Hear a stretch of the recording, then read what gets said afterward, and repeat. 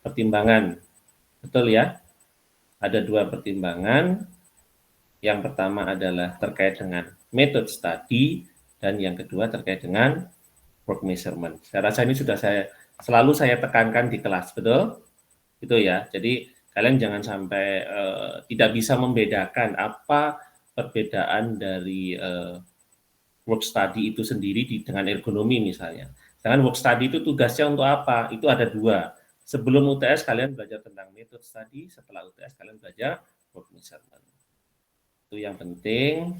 Kemudian setelah itu nanti harapannya terkait dengan definisi, coba kalian pahami konteksnya, apa perbedaan method study dan work measurement misalnya. Itu yang penting gitu ya. Itu dasar untuk yang pertama. Kemudian berikutnya, jadi ini review saja, kalian bisa mempelajari konteks-konteks tersebut gitu ya, secara lebih detail, secara mandiri gitu. Itu yang pertama. Kemudian yang kedua terkait dengan sejarahnya. Nah, berkaitan dengan sejarah work system design atau desain sistem kerja, ada beberapa teori, betul ya? Ada beberapa teori yang mendasari munculnya konsep desain sistem kerja, yang mana landasan teori tersebut yang pertama tentunya diawali dengan beberapa teori dari pertama dari Taylor, betul ya? Pertama diawali dari konsepnya Taylor, di mana nantinya ya ada konsep scientific management gitu. Sebentar. Nah, sebelum ke sana ya kalian tadi sudah bahas istilah-istilahnya. Jadi dalam arti apa? Ketika kita sudah tahu metode dan work measurement, ternyata ada konsep terkait dengan desain sistem kerja itu ada istilah-istilah yang lazim, yang biasa dipakai. Yang pertama adalah terkait dengan methods engineering, bisa juga disebut sebagai work design, bisa juga disebut sebagai work study maupun job design. Ini istilah lainnya. Di mana tujuannya kalian harus pahami bahwa di dalam konsep DSK atau work system design, we will focus on eliminate, combine, rearrange, and simplify of the activities of the worker. Jadi pada dasarnya konteks utamanya adalah eliminate, combine, rearrange, and simplify the activities of the worker.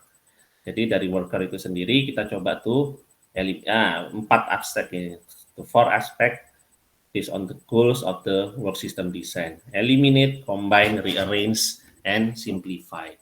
Based on this concept, based on this 4 factors, 4 activities, we do the right things and do the things right. That it calls effective and efficient. Jadi pada dasarnya nantinya fokusnya adalah do the right things and do the things right. Kalau kita berbicara efisien berarti terkait dengan waktu maupun biaya. Kalau kita berbicara efektif berarti terkait dengan apa yang dilakukan, mencapai tujuan atau tidak. Itu ya, bisa dipahami. Nah, nantinya ada sedikit hubungan bagaimana produktivitas. Ya, produktivitas itu akan mempengaruhi biaya itu sendiri kan, kemudian nantinya juga terkait dengan gaji itu sendiri, bahkan profit. Dan tujuan dari aktivitas yang dievaluasi tadi adalah mengurangi waste. Masih ingat waste? Ya, nantinya ada beberapa identifikasi waste, di mana waste-nya ada 9. Waiting, overproduction, transportation, overprocessing, storage, motion, quality defects, underutilized human capacity, and lost time. Pahami 9 ways ini. Kemudian ya saya rasa kalian bisa menjelaskan ya terkait dengan metode nantinya di dalam metode study ya kita fokus bisa mengarah pada motion and time study. Motion berarti gerakannya, time adalah dari waktunya. Pahami teorinya, yang sering dipakai nanti yang gimana? Taylor dan Hilbert. Dua teori ini yang mendasari munculnya work system design. Kemudian ini penjelasannya cara saya kalian bisa baca, gitu ya. Kemudian sebentar. Ini untuk pengayaan saja bagaimana sistem kerja flow shop, job shop maupun project. Jadi di pertemuan kedua itu terkait dengan tadi ya, yang sudah saya tekankan, konteks terkait dengan bagaimana sejarahnya. Dua teori yang diterapkan itu kan adalah teorinya Taylor dan teorinya Gilbert. Pahami konsep nine ways. Selesai. Oke? Dewa, ada mungkin tanggapan atau pertanyaan? Aman Pak, sementara Aman ya? aman. Cuman tadi kan sempat Pak Rembo sempat highlight mengenai ini ya, yang ada beberapa job shop itu ya. Sedangkan itu sifatnya pengayaan. Apakah itu bakal konteksnya apakah itu bakal nanti tetap diujikan di UTS nanti, atau kita bisa lebih fokus ke hal lain yang mungkin bisa dikatakan Fokus ke lebih hal berat lain tadi? saja. Fokus yang lain saja. Jadi tadi kan saya sudah singgung ya. Saya juga harus hati-hati takutnya keperucut ya. Saya nanti keceplos soalnya yang mana gitu ya. Meskipun saya tidak menjamin bahwa ini bakal semua keluar, nggak mungkin lah. Soal kalian itu paling mentok 4-5 sebanyak itu. Nggak mungkin gitu ya. Jadi pasti, tapi pelajari kuncinya. Kenapa? Meskipun soal itu tidak keluar, kalau kalian memahami konteks-konteks pertemuan tadi yang saya tekankan tadi, setidaknya 80% dari konsep DSK ini kalian masuk. Sehingga nanti apa, ketika mata kuliah selanjutnya, entah nanti di praktikum, ya toh, mata kuliah yang lain pun ketika ada keterkaitan dengan DSK, kalian bisa langsung, oh ini maksudnya yang dulu yang ini, oh ini, gitu ya. Tuh, itu untuk Oke Pak, materi yang kenapa? Kedua, gitu ya. oke Pak, aman. Oke, Terima kasih banyak Pak. sama-sama. Kita lanjutkan lagi ya, materi yang ketiga sekarang. Jadi sebenarnya kita nggak perlu lama-lama sih, kalian tinggal fokus nanti belajar ke yang konteks-konteks tersebut, mudah-mudahan itu sudah bisa mewakili apa yang bisa kalian pelajari untuk besok. Saya rasa masih punya waktu, kalian nanti mungkin setelah kelas ini tidur saja, istirahat saja boleh, besok pagi. Kalian besok ujiannya berapa? 1 atau 2? Satu Pak, satu. 1 kan? Ya udah besok pagi mungkin yang biasa bangun pagi, subuh terus belajar itu masih mungkin, sangat mungkin gitu. Bentar, saya buka slide yang ketiga sekarang.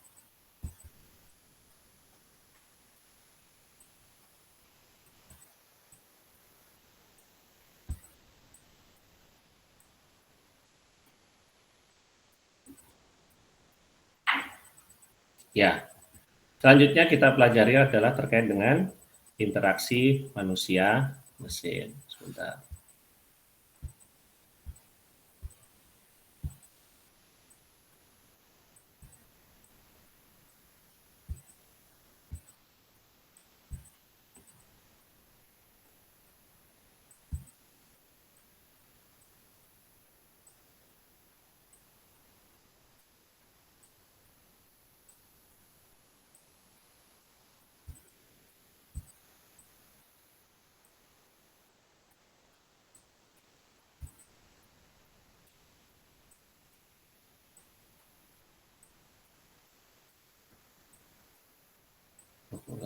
Terkait dengan materi yang berikutnya, ada interaksi manusia mesin gitu ya. Nah, di interaksi manusia mesin, jika kita berbicara kombinasi mesin, paham ya? Jadi ada seseorang yang bisa bekerja dengan katakanlah ini, langsung kita berbicara kompleks ekosistem. Suatu saat mesinnya satu, tapi operatornya banyak, betul ya? Kemudian ada yang mesinnya banyak, operatornya satu. Betul? Nah, saya langsung to the point aja terkait dengan konteks diskusi hari ini. Ada analisa kuantitatif manusia mesin gitu ya. Yang pertama adalah konteks dari synchronous servicing, completely random servicing, dan combination servicing. Kalian terkait dengan yang pertama sinkronus ya. Ini masalahnya ketika sinkronus itu kita kondisinya harus masuk pada kondisi ideal, di mana perhitungannya di dalam synchronous servicing pahami bahwa N sama dengan mesin time dibagi dengan operator time. Sehingga L plus M sama dengan per L itu sendiri. Sebetulnya nanti kalaupun memang ada keluar formula yang panjang, kalian sebetulnya tidak perlu khawatir gitu ya, karena kita nanti akan berikan panduan lah, sehingga itu mempermudah kalian dalam menghitungnya. Sehingga dari sini ketika synchronous servicing itu kan suatu saat muncul pertimbangan gitu ya, bagaimana ketika kita menggunakan mesin gitu ya, dalam arti melakukan penambahan mesin atau tidak, ataupun ketika yang kita korbankan delay-nya yang lebih baik delay mesinnya atau yang delay, katakanlah yang delay adalah mesin gitu ya, atau yang operatornya. Jadi ada suatu pilihan sehingga hal ini kadang sulit untuk diputuskan, sehingga kita harus menentukan mau mana yang dikorbankan, idle mesin atau idle operator. Dimana nanti formulanya ketika ada pergerakan operator, karena operator harus berpindah, maka formulanya berubah. M sama dengan L plus M dibagi dengan L plus W. Yang sebelumnya kan L plus M dibagi dengan L. Karena ada perpindahan jadi plus W. Nah, dari kondisi synchronous servicing itu sendiri, nantinya kita perlu melakukan pembulatan.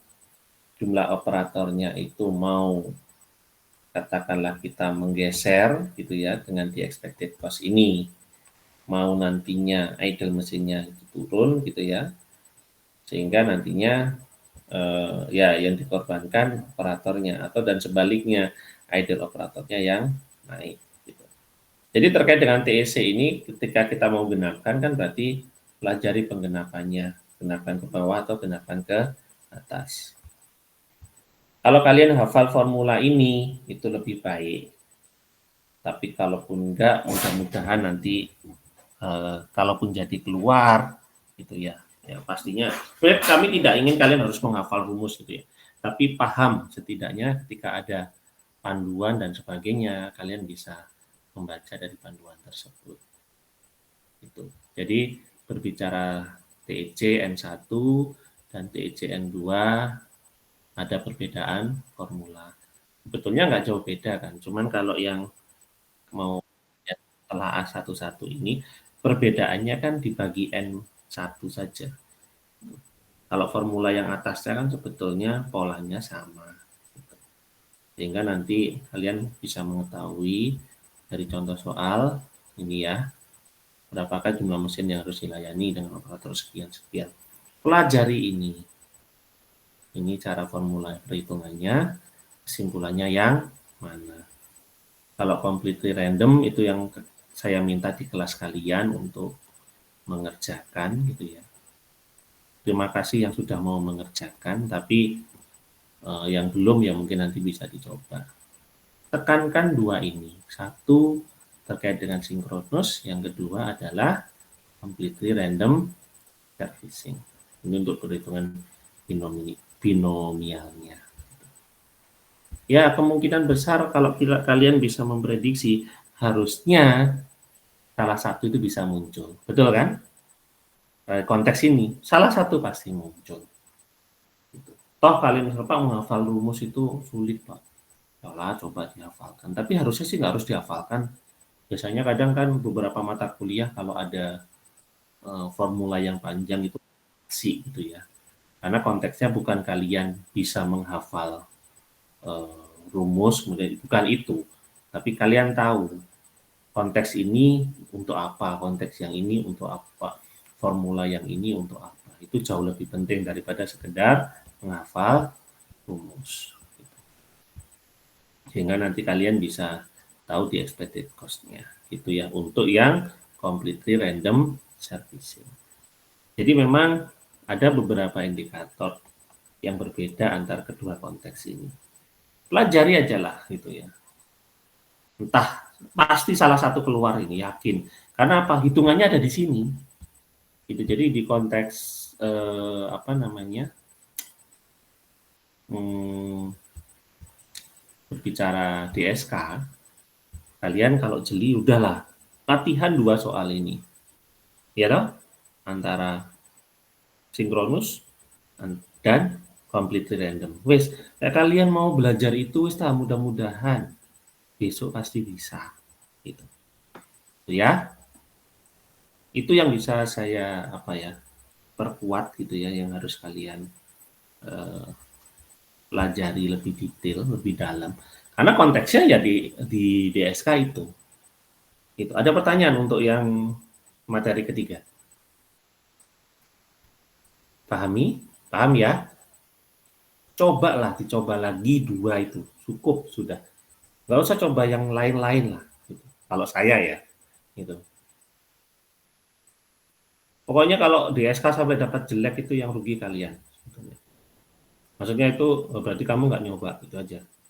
Karena semua ada di contoh materi. Maksudnya itu apa yang kita keluarkan di soal itu ada di materi kalian semua. Nggak ada yang di luar konteks tersebut. Bahkan kita nggak bermain soal akrobat. Itu. Kan ada mata kuliah tertentu itu kan soalnya akrobat ya. Saya nyebutnya soal akrobat karena kadang kita berpikir soal itu adalah deduktif, kalian dikasih soal induktif. Narik mundur. Nah itu berarti kan yang majunya kalian harus paham dulu. Kalau majunya nggak paham, mundurnya nggak bisa. Gitu. Saya pernah dapat soal di mata kuliah lain itu kayak gitu soalnya. Kalau biasanya kita disuruh mencari to find A, kita dikasih data A, mentahnya gimana, asalnya gimana, mundur jadinya.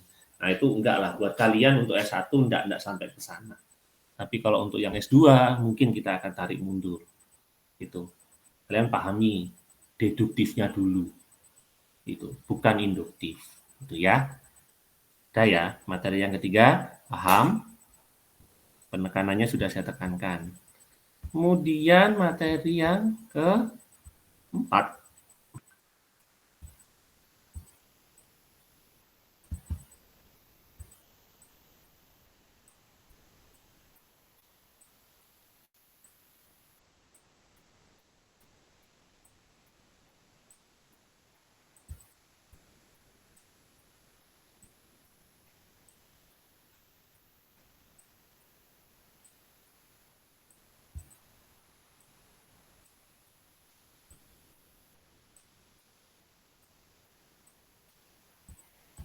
Oke.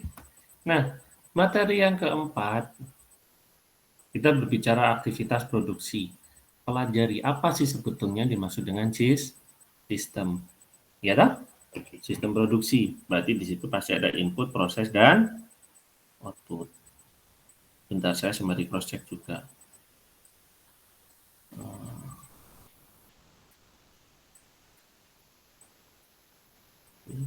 Bentar.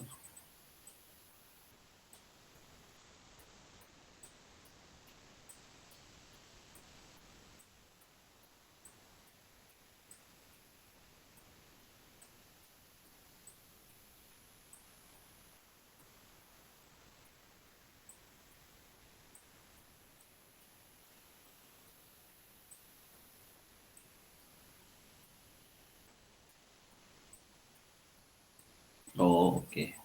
Ini paham. Saya sembari cross check soalnya. Kira-kira mana yang belum saya sampaikan. Tapi semuanya sudah saya sampaikan di kelas kok ini. Harusnya kalian bisa. Oke.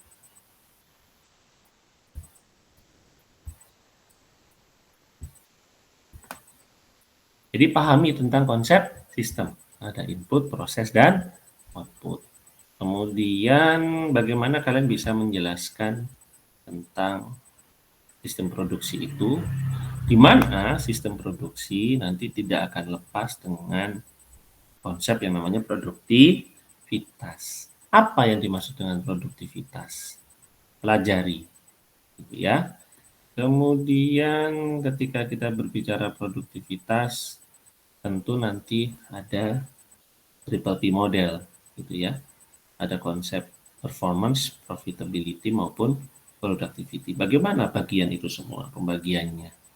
Sehingga nantinya kalian bisa memahami terkait dengan bagaimana kita melakukan perbaikan. Ada istilah-istilah kan yang sempat saya singgung di kelas, mulai dari apa yang disebut dengan work smarter, pare down, work effectively, manage growth, reduce cost. Di kelima produktivitas, skema perbaikan produktivitas itu sendiri kalian bisa pahami. Karena ini kan mengingatnya gampang, output-nya naik, input-nya sama, ya kan? Output-nya sama, input-nya turun. Input-nya turun, output-nya naik, atau output-nya turun, input-nya berarti harus turun lebih banyak. Kalau output-nya naik, berarti input-nya harus turun. Sebetulnya dari konteks ini kan kalian mengingat dari konteks perbandingan antara output sama input, itu setidaknya kalian sudah punya gambaran bagaimana skema produktivitas itu bisa meningkat. Tentunya kalian harus tahu istilahnya, yang disebut work smarter itu bagaimana, yang disebut pare down bagaimana, sampai manage growth itu seperti apa. Dari situ nantinya berarti kan kita bisa melakukan improvement, skema improvement, sehingga muncullah strategi gitu. Jadi di dalam strategi peningkatan produktivitas gitu ya, ada yang disebut sebagai, nah ini kan gampang ya, ini kan biasa disebut sebagai, bisa dikatakan bukan 5M, man, machine, money, method, bukan itu, tapi cara mengingatnya saya rasa kalian harus punya apa ya, konsep yang mudah gitu ya, material udah pasti gitu ya, task, kemudian product base, employee base maupun teknologi base. Jadi apa yang dimaksud dengan teknologi base? Contohnya seperti apa?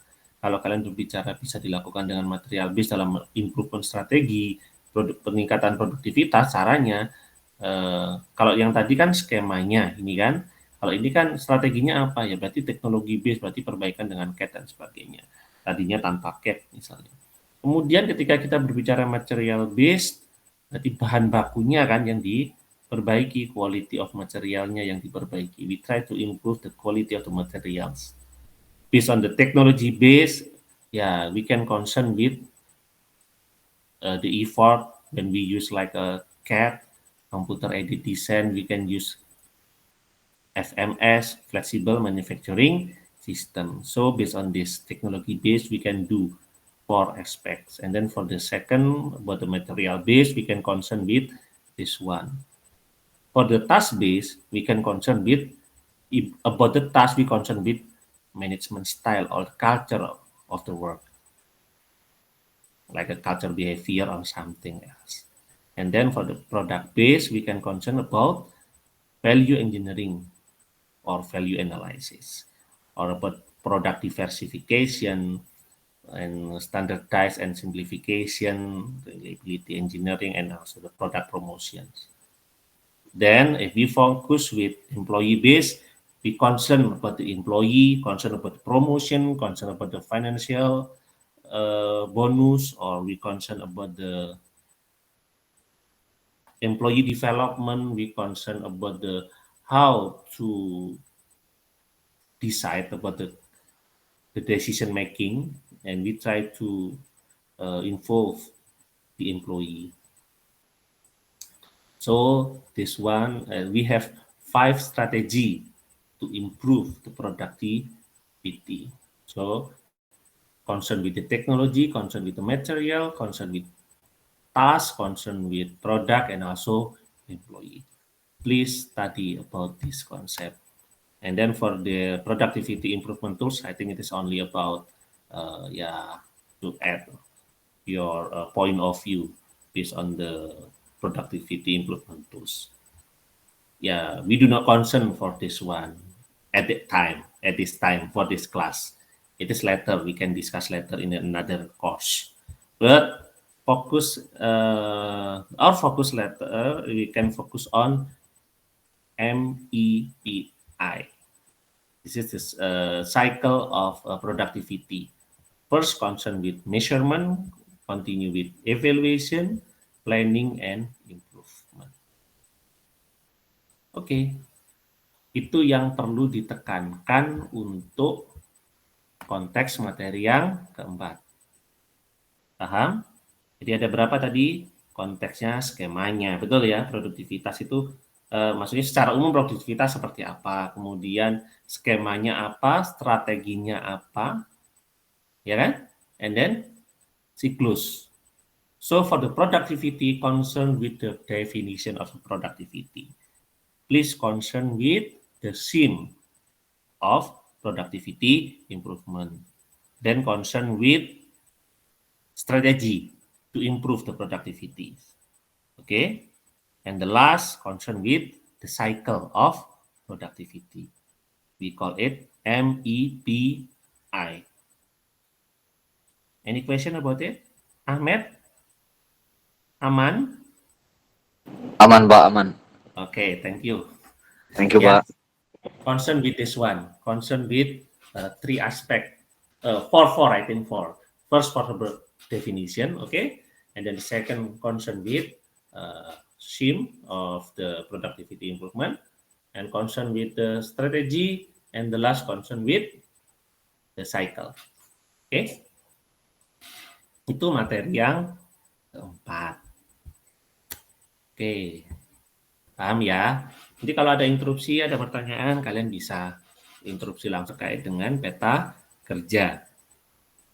Oh, ini saya rasa kelas yang IUP juga sudah. Justru yang kelas IUP kayaknya yang terkait dengan konteks productivity tadi yang belum dipelajari gitu ya. Jadi terkait dengan peta kerja, kita punya peta kerja keseluruhan dan peta kerja setempat.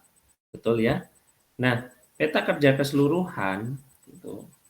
Langsung saja saya ini ya. Kalau definisinya, about the definition, please read carefully, and then wait. I will concern about the types of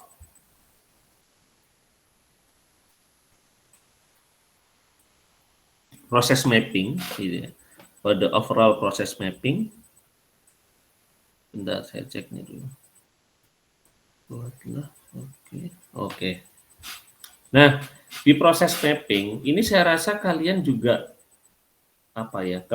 harusnya nggak bakal kesulitan gitu ya, ketika kalian diminta untuk mendefinisikan case gitu ya, di mana ketika kita berbicara peta kerja ada operation process chart atau kita nyebutnya we call it as OPC, and then the second we concern with flow process chart, and the last we concern with flow diagrams.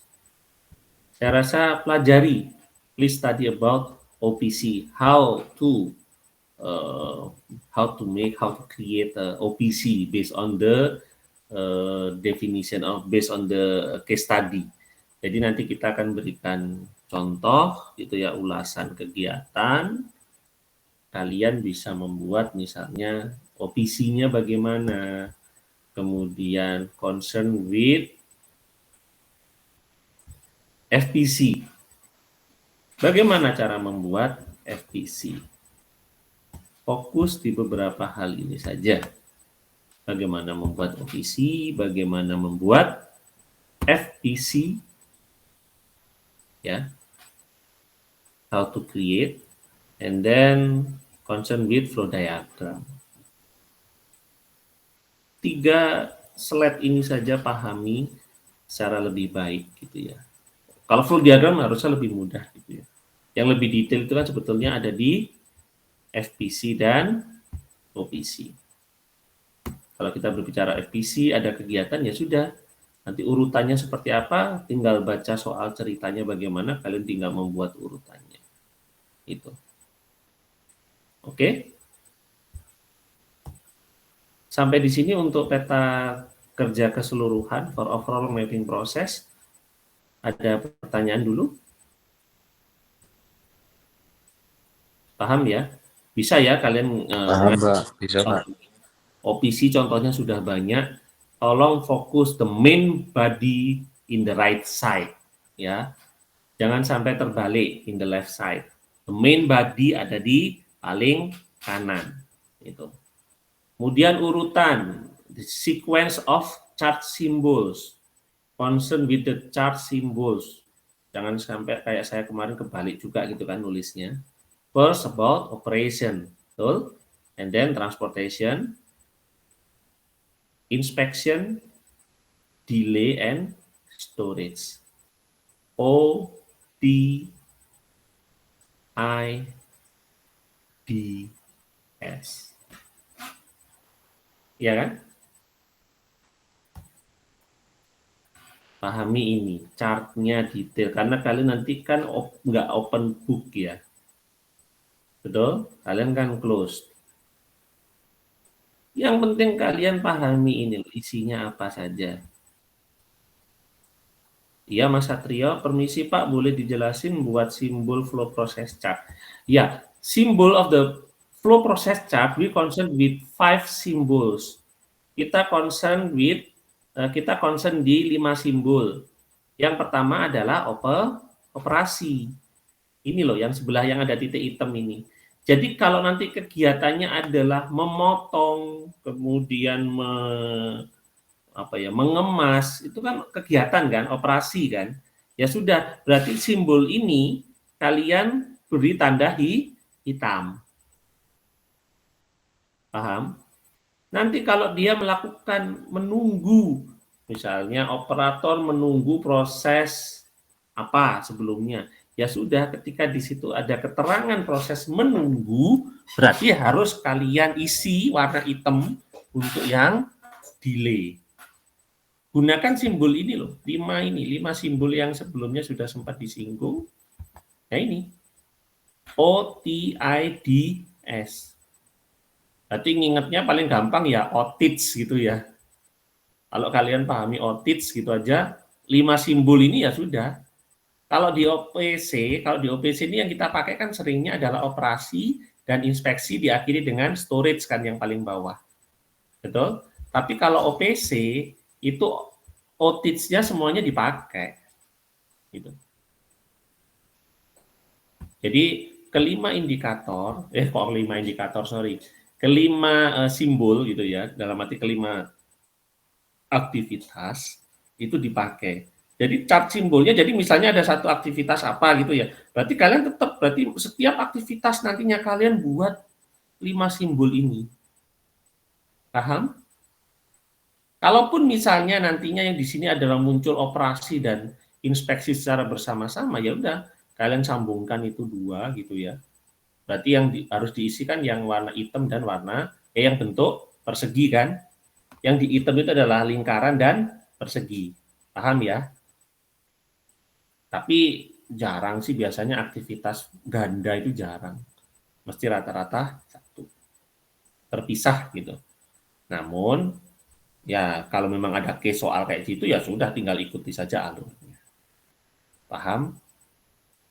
Kalau misalnya di situ disebutkan ada 10 aktivitas, jangan sekali-sekali membuat akhirnya kalian menemukan jadi 11 atau 12 ya. Atau bahkan mengurangi. Paham? Kalau di sana dilakukan operasinya misalnya katakanlah ada sekian, ya sudah. Tentukan sekian. Jangan di-adjust.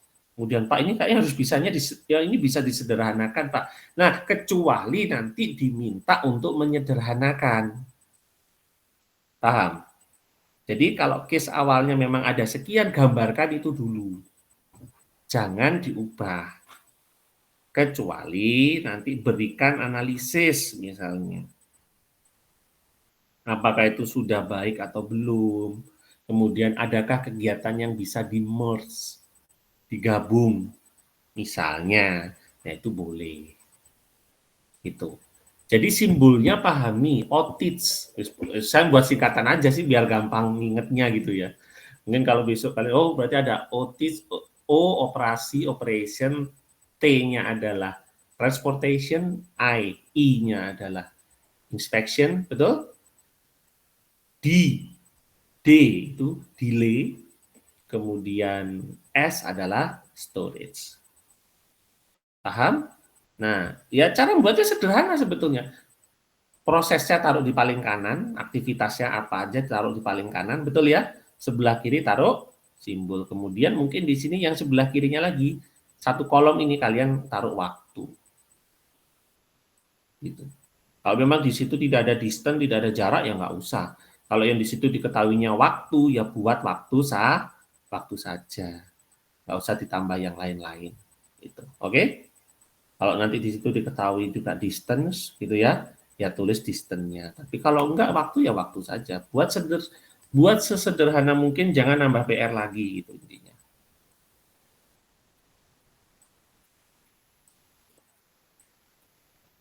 Iya, silakan, Dewa. Izin tanya Pak, tadi kalau misalnya ada case untuk digabung gitu, misalnya dari operation sama inspection, berarti kan di FTC-nya itu nanti di simbol tersebut dihitamkan ya Pak, di dua simbol tersebut. Nah, namun dari awal activity yang sebelumnya itu, dia bakal bercabang gitu kah Pak ke ke aktivitas selanjutnya atau gimana Pak maksudnya? Ngegambarnya gitu flow-nya. Selama ini memang tidak ada aturan yang baku ya, dalam arti. Tapi mungkin bisa kalian hubungkan aja habis operasi, disambungkan ke kanan ke inspeksi, kemudian baru turun. Gitu. Oke Pak, terima kasih. Atau karena saya memang belum pernah jumpai, cuma kadang terpikir gitu ya. Kadang karena di OPC itu kan sebetulnya ada dua, ada yang bisa digabungkan. Tapi memang saya belum pernah jumpa sih contoh contoh aktivitas ganda yang tadinya di OPC digeser ke FPC.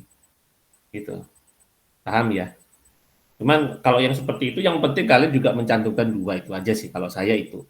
Memastikan bahwa di situ ada dua operasi, dalam arti dua kegiatan, gitu. Gitu ya, paham, Dewa? Oke.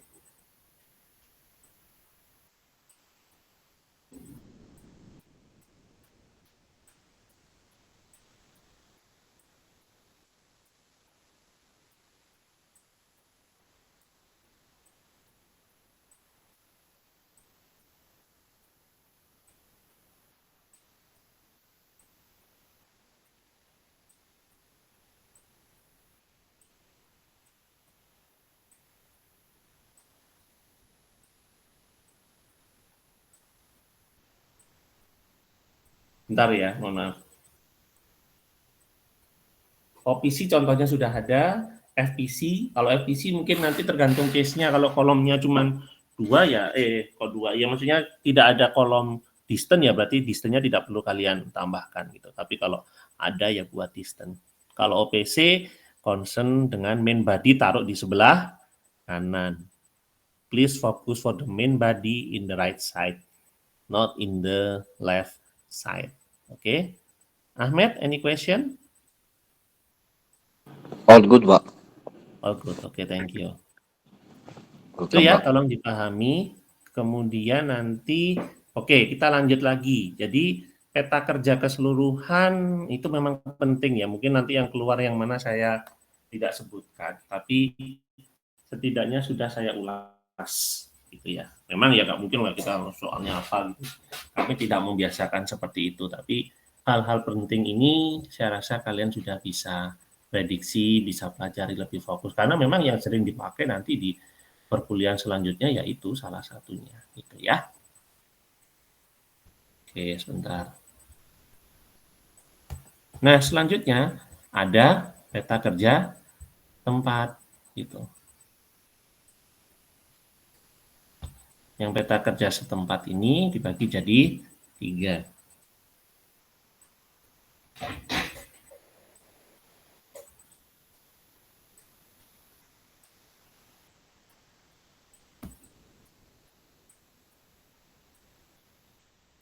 Yang pertama adalah peta manusia mesin, gang proses cat, dan peta tangan kiri dan tangan kanan. Kalau peta manusia mesin, tuh, bentar. Ya, ketika kita berbicara peta manusia mesin, penggambarannya ada di slide juga sudah gitu ya. Berarti yang aktivitasnya apa, kemudian ini juga tergantung contoh soal nantinya gitu ya. Ketika kalian membuat peta manusia mesin, lihat pelakunya di sana ada berapa gitu. Lihat operatornya di sana ada berapa. Nanti kalau kalian bisa tentukan, oh operatornya 3 misalnya. Ya sudah, berarti jangan lupa personnya di sini harus ada 3. Kalau di sini kan personnya ada 2. Betul ya? Person di sini kan ada customer dan clerk. Nanti kalau case-nya personnya 2 ya berarti personnya 3 ya kalian tambahkan 1 kolom lagi. Paham ya? Nanti kalau ada mesin, kalau mesinnya ada 2, mesin A dan mesin B misalnya. Atau misalnya coffee mesin, ada coffee grinder gitu ya. Ada coffee grinder, kemudian satunya apa ya misalnya. Ini yang dipakai, saya nggak tahu namanya sih, misalnya ada gitu yang muncul soal yang buat nge-mix susu itu loh. Yang susunya frother atau apa itu ya. Frother ya namanya kalau nggak salah. Jadi dia menjadikan dia jadi foam. Jadi susu itu kan kalau kita aduk cepat gitu ya, dia kan bakal jadi nge-foam gitu kan. Makanya kalian minum kopi, misalnya beli cappuccino atau apa, itu kan ada foamnya. Nah foamnya itu kan sebenarnya dari susu yang di stir gitu kan, cepat tapi kan dengan kecepatan tinggi, sehingga dia jadi foam gitu. Nah kalau misalnya ada itu ya berarti ada 1 mesin lagi gitu.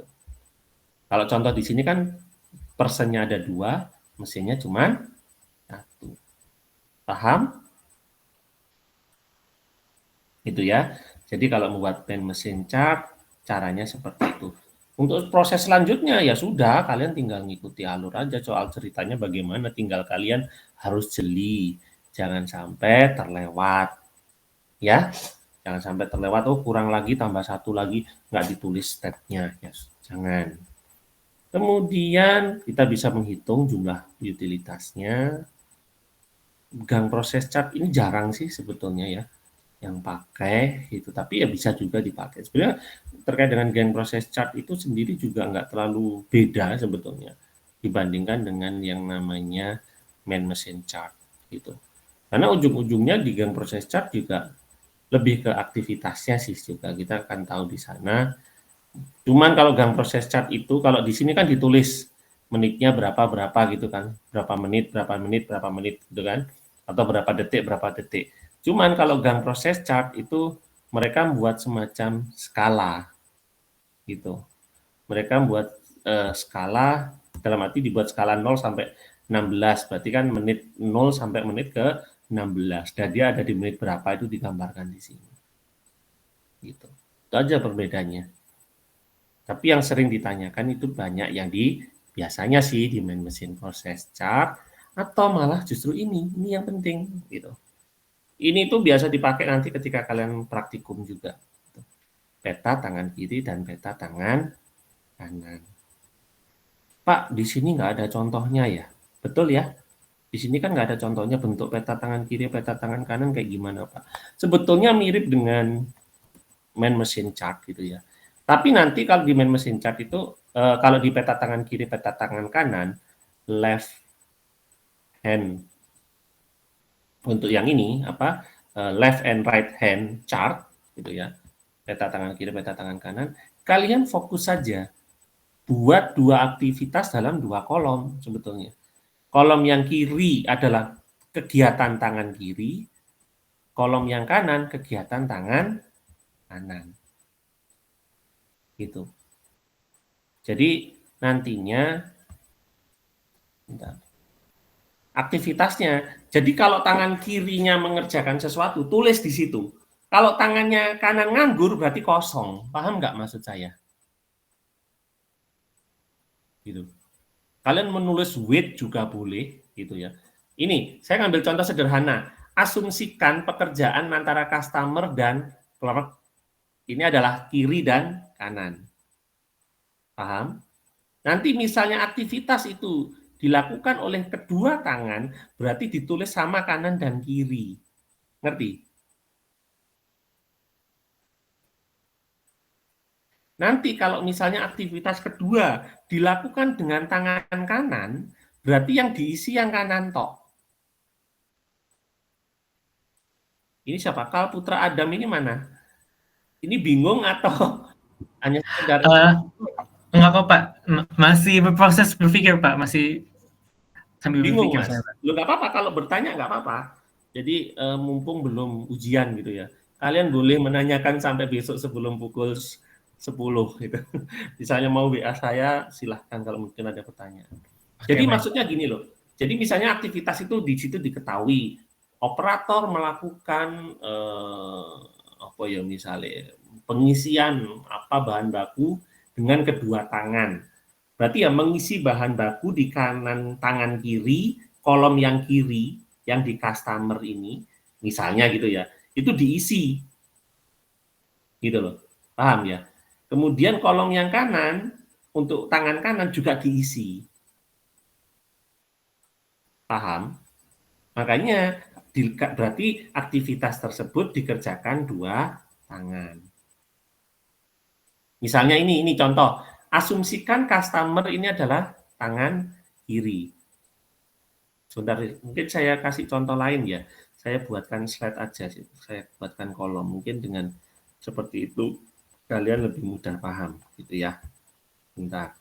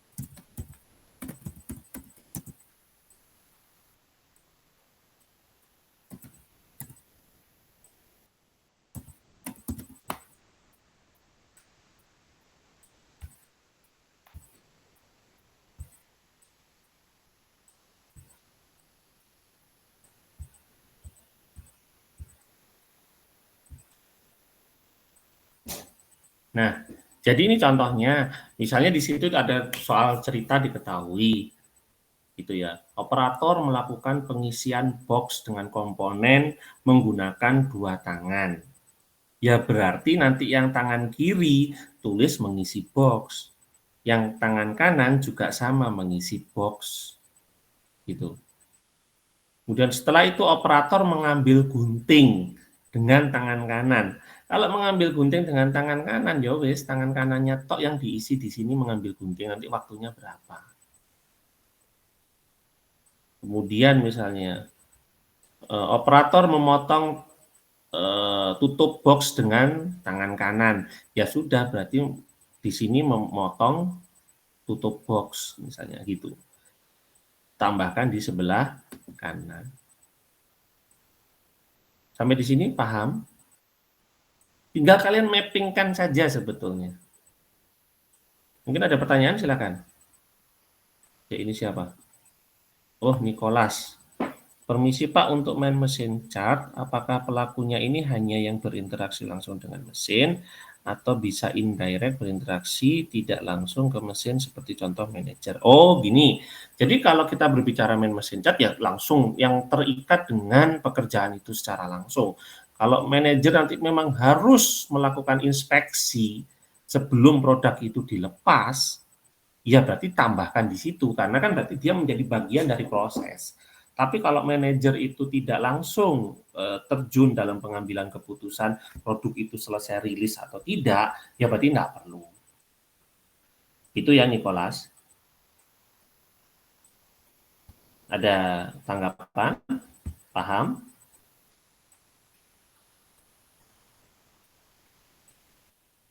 Oke, terima kasih.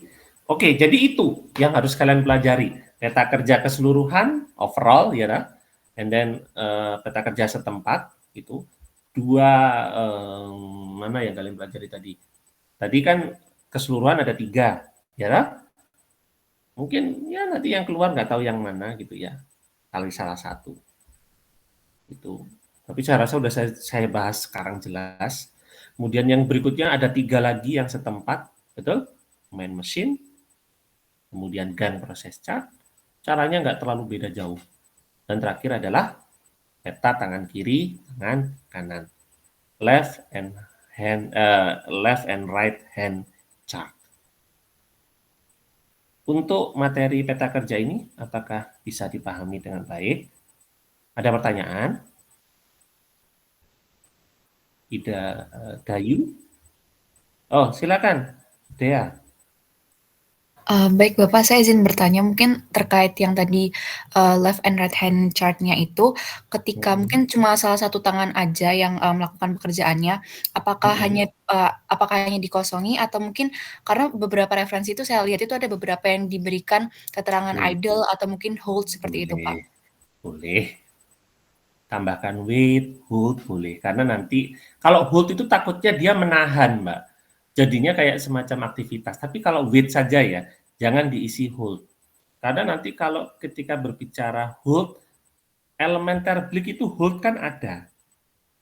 Itu sebentar ya. Nah, ini. Jadi kalian boleh pakai istilah wait saja. Supaya nggak bentrok dengan hold. Karena hold di sini adalah bagian dari hold ini adalah bagian dari elemen terblik. Sehingga kalau kalian tambahkan memegang di sini nanti bisa beda persepsi.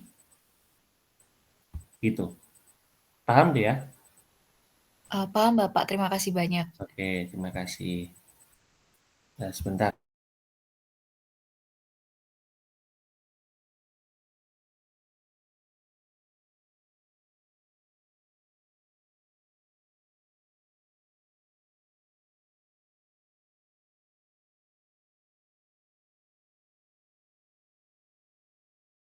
Bang, ke clerk-nya apa bagaimana, Pak? Oh, jadi gini, kalau kita berbicara standar, sebetulnya di main mesin chart ini bukan bagaimana ketika operator itu katakanlah misalnya kalau di sini kan case-nya adalah customer ya. Bukan berarti nanti customer-nya setiap orang punya mapping beda-beda, tidak. Dan di sini kan sebetulnya menjadi sebuah waktu yang sudah standar. Gitu loh. Jadi nanti pasti di soal diketahui. Kalau memang di situ misalnya contoh gitu ya, listen to order gitu ya. Listen to order ternyata mendengarkan pesanan itu rata-rata orang pesan itu 5 detik gitu. Ya sudah, berarti tulis saja di situ 5. Dan itu biasanya di soal diketahui. Tapi faktanya misalnya kalau kalian nanti praktikum, ya berarti kalian mencoba melakukan pengamatan. Oh, ternyata ketika listen to order si kasir gitu ya katakanlah, kalian mesen itu misalnya, oh ternyata rata-rata 45 detik gitu ya. Itu kan bisa kalian ngambil sampling dulu. Kemudian diambil rata-ratanya, oh ternyata dari sekian pengamatan rata-rata orang melakukan pengambilan pemesanan itu butuh waktu 45 menit. Ya berarti yang ditulis di situ adalah 45 menit gitu. Bisa dipahami? Bisa, Pak. Baik, terima kasih ya, Pak. Ya. Ya, sama-sama. Jadi memang tergantung case-nya nanti. Tapi bukan berarti setiap orang nanti punya chart yang berbeda-beda gitu ya. Dan tentunya makanya kadang kita nanti memberikan yang namanya allowance itu memang penting gitu. Memang di sini kita di main mesin chart itu kadang tidak mempertimbangkan allowance maupun rating, tidak ada di situ. Tapi setidaknya kita tentukan berapa sih sebetulnya waktu yang dibutuhkan untuk melakukan pemesanan. Listen to order-nya butuh berapa lama. Kemudian get coffee grinder to and put in a machine, set grind and then start grinder gitu ya. Nah itu berapa? Itu kalian harus memang kalau nanti misal di lapangan beneran untuk praktikum atau untuk memang untuk penelitian, ya udah kalian bisa menggunakan waktu pengambilan itu diambil beberapa sampling, kemudian kalian rata-ratanya berapa gitu. Dan ini kan sebetulnya menjadi sebuah panduan saja secara umum pekerjaan mereka seperti itu gitu. Sehingga kita bisa nanti setidaknya kita tahu kapan mereka idle, kapan mereka bekerja gitu. Oke? Ada lagi yang mungkin menanyakan sebelum kita geser ke slide yang terakhir? Cukup? Cukup ya? Oke, kalau memang dirasa cukup, saya stop share gerakan kerja gitu ya. Ketika kita berbicara when we discuss about the economic motion based on a method study ya, kita ada concern terkait dengan 17 element of Terblix gitu. Jadi please focus with the 17 element of Terblix. And then when we discuss about the human factors engineering, yeah, we have 5 dimension. This is the scope of human factor engineering. So it is the scopes of ergonomics. First, discuss about human machine interface technology. And then second, we will discuss about human software interface technology, and then human organization interface technology, then human environment interface technology, and the last is human job interface technology. Based on human job interface technology, we will concern about the relation of the humans with the work, with the activity of the works. It means, yeah, we will discuss about the shift of the works, then we can concern with another. Ya, ini pembagiannya mungkin ini we have discussed before. We have discussed about the method study and also work measurement. Ada itu 2 part of work system design. Saya rasa ini kita sudah singgung di awal kuliah kan, gitu. Jadi pelajari lagi. Saya cuman penekanan itu saja sebetulnya di pertemuan ke-6 ini. Kemudian, nah, please understand about idle and also delay and what is the meaning of the bottlenecks. For the bottleneck and then concern with the ENASE, productivity gitu. Ya saya rasa ini untuk pengayaan terkait dengan prinsip ekonomi gerakan, hal-hal penting yang sebetulnya harus diperhatikan gitu ya. Tapi ini nantinya biasa digunakan untuk perbaikan. Ketika kita tahu ada perbaikan, nah, tahu kan daerah common area yang bisa dilakukan dengan 2 tangan. For the common area for both hand, we can use this area. The first, this one, and then the second. Itu ya. Kemudian ini untuk this is for the left hand maximum working area, and the right side is for the right hand maximum working area. Please concern about this map. Okay, for the normal working area and also for the common area for both hands. In this area, we can use 2 hands, left and also right. But in this area, only focus in the left side, only focus for the left hand. In the right side, only focus for the right hand. Itu saja sih. Kemudian, this is the principle of economic motion. Kemudian, ya ini contoh-contoh. Please read carefully, and we will continue to discussion about the element of Terblick for the next part after the midterm exam. Oke, nggak perlu dihafal kalau 17 ini. Please understand this concept only, but we don't need to try to remember. This part of try to remember, but please understand. It's more important than only for the, better you can understand about the meaning for the element of Terblick, then understand about, then remember about the name of the 17 element of Terblick. Oke, ini saja sih. Saya rasa kalau yang ini nggak yang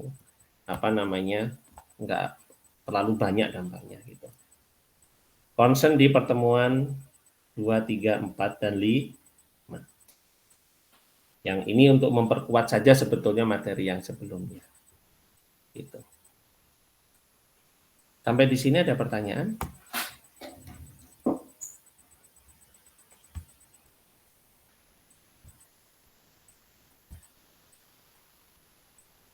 Silakan kalau ada pertanyaan. Paham dia? Perhitungannya berarti hanya yang seperti tadi ya Pak? Ya kira-kira di sini kan yang cuma ngitung cuma slide berapa? 4 ya? Ke Ya sinkronus 3. sama completely random servicing kan? Iya Pak. Iya, yang lain nggak ada ngitung kan? Kalau yang misalnya main mesin chart kan kalau ngitung manual tanpa kalkulator juga bisa. Kan gitu.